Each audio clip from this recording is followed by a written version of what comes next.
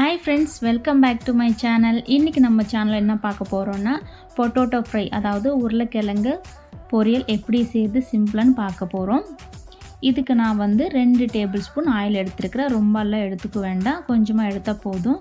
கொஞ்சமா பூண்டு தட்டி போட்டது, காஞ்ச மிளகாய், கொஞ்சம் கடலைப்பருப்பு, அதுக்கப்புறம் black உளுந்து,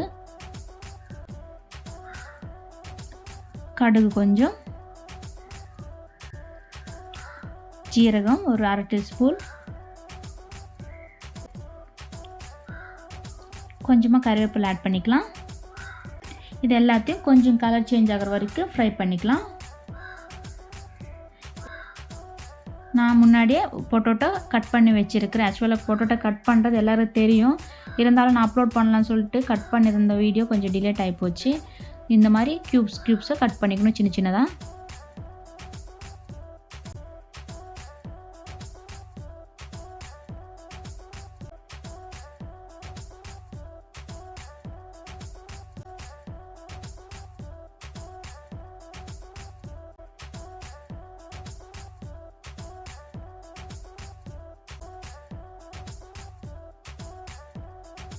கொஞ்சமாக சால்ட்டு டேஸ்ட்டுக்கு தகுந்த மாதிரி ஆட் பண்ணிக்கலாம்.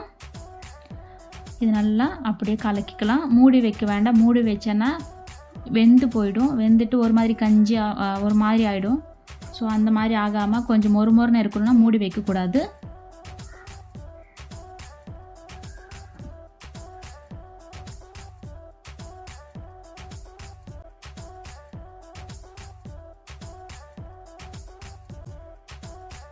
இதில் கொஞ்சம் பூண்டு அதிகமாக சேர்த்துக்கலாம். அதுவும் கொஞ்சம் நல்லா ஃப்ரை ஆனப்போ மொறுமொறுன்னு இருக்கும். அதுவும் இல்லாமல் நல்ல டேஸ்ட்டாக இருக்கும், ஹெல்தி கூட. லேடிஸ்க்கு ரொம்ப பூண்டு அதிகமாக எடுத்துக்கிறது ரொம்ப ஹெல்தி.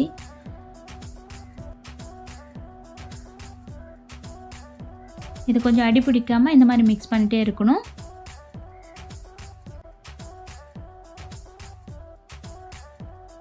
இது சீக்கிரமாகவே வெந்துடும், அந்தளவு டைம் கூட எடுக்காது. பார்த்தீங்களா கலர் சேஞ்சாக இருக்குது.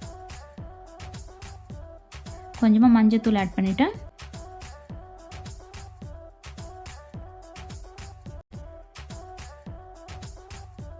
இப்போ இதெல்லாம் நல்லா மிக்ஸ் பண்ணிக்கலாம்.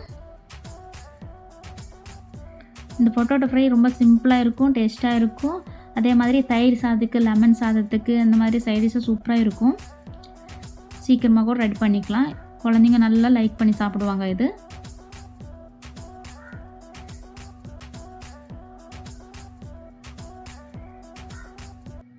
இப்போ இதில் கொஞ்சமாக பெப்பர் பவுடர் ஆட் பண்ணிக்கலாம்.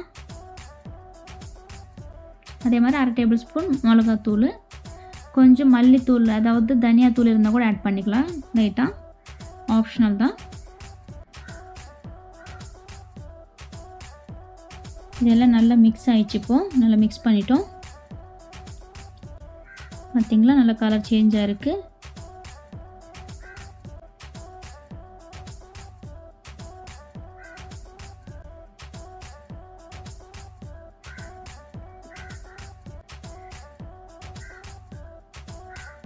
பார்த்திங்களா பூண்டு நல்ல டேஸ்ட்டாக இருக்கும். இதுலேருந்து எடுத்து சாப்பிட்றப்ப அந்த பருப்பு சூப்பராக இருக்கும். உண்மையாகவே தயிர் சாதத்துக்கு சான்ஸே எல்லாம் அந்தளவுக்கு சூப்பராக இருக்கும்.